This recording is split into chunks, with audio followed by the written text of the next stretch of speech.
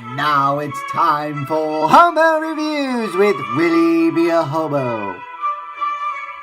Tonight's review, School of Rock.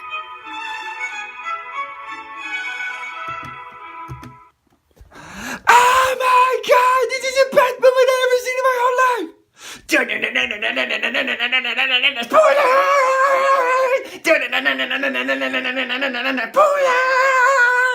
There's this guy named Dewey who gets booted off his band because he wants to be a creative artist.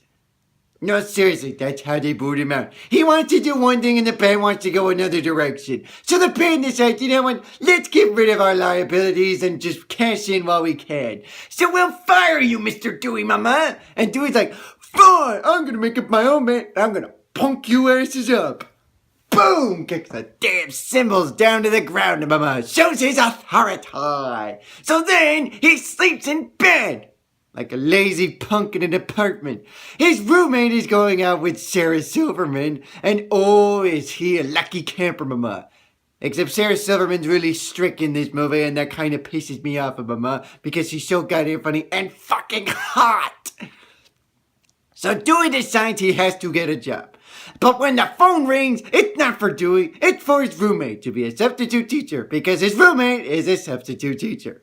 But Dewey decides to, fake it and become a substitute teacher. So he technically names himself Mr. Schneebly, even though he's not really Mr. Schneebly, and works in elementary school, where he meets Miranda Cosgrove and a bunch of other students. He teaches them the morals of rock and roll and music and all that wonderful stuff, because he sees them playing instruments one day during class, because there is a music class in school, and he decides, you know what, we are going to form a rock band, and we are going to rock the people with their freaking minds with music. So, he gets everybody to play an instrument. There's a drummer, there's a pianist, there's a guitarist, there's a bassist, there's a backup singer-ist, there's a lead singer-ist. That being Dewey, of course. And they all form one magical band, whom with a lot of hard work and a lot of practice, becomes one of the greatest young bands this world has ever seen. So, they decide to go on a little field trip to the tryout so that they can partake in this contest where they can win a shit ton of money. They don't get in, so Dewey's like, you know what? These guys have caught a rare disease. It's called stick it to the man-itis, which is obviously made up. You have to be fucking high to believe that's for real. So, they act like they're all sick due to stick it to the man-itis, and they get in. And Dewey's like, we're on the bill. All right, shh, quiet, you're supposed to be sick. And so they go back singing, and they're a bunch of happy campers, and Dewey's singing away in class while everyone's trying out until the principal comes, and so they decide to use song in learning. 'Cause math is a wonderful thing. Math is a really cool thing. 'Cause we love the math, oh yes we do. Math, math, math, math, math. Wow, I never knew I had a voice in me. So they decide to fake it so that way the principal doesn't know what they're really doing.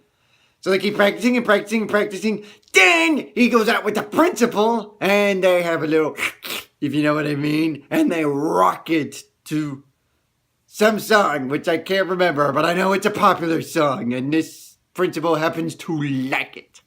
So anyways, they come out for teacher's night and he explains to them what they're doing. Except the parents are starting to figure out that the kids are not learning anything because this is a private school. And so you're supposed to get your education and they're not learning anything other than music. So they catch on and Dewey's like, I'm not a principal teacher, my name is Dewey Finn, and trust me, these kids have touched me.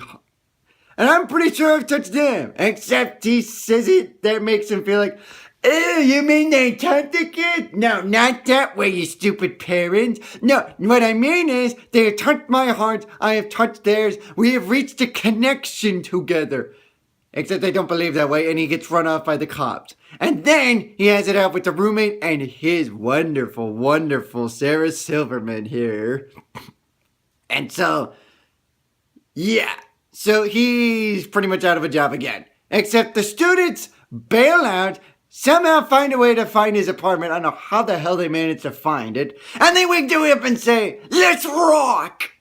So they go and rock at this contest. The parents are upset because the kids are missing. They go to the principal and it's like, well, how could you let this man go loose with these little children? That's insane, mama. I thought you were supposed to be like Top Gun with security, mama.